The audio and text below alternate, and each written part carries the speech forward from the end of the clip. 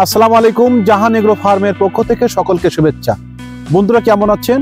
আলহামদুলিল্লাহ আমরাও ভালো আছি। বন্ধুরা আজকে আমরা এসেছি খুলনা জেলার ডুমুরিয়া উপজেলার তালতলা গ্রামে। এখানে আমরা এসে এখানকার যে কৃষকরা অর্থাৎ এখানকার যারা জমিতে ফসল চাষ করেন এরা একসাথে একদিকে ঘেরে মাছ, ধান, ভেড়িতে টমেটো, আলু, বিভিন্ন ধরনের কপি চাষ করেন। এটা আসলেই যেটাকে সাথী ফসল আমরা ঠিকই জানি, কিন্তু একসাথে এতগুলো সাথী ফসল এটা বলা বাহুল্য।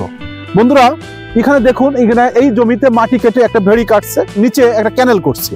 এই ক্যানেল এবং চাতালে আছে মানে বিশেষ করে গলদা চিংড়ি, বিভিন্ন ধরনের সাদা মাছ, রুই, কাতল, বিভিন্ন ধরনের মাছ। এবং ভেড়িতে আছে বিশেষ করে এই যে টমেটো, প্রচুর টমেটো হয়েছে। টমেটোটা দুই পাশ দিয়ে বিশেষ করে একটা জালের পরে টানাই দেওয়া হয়েছে নেটের সাথে।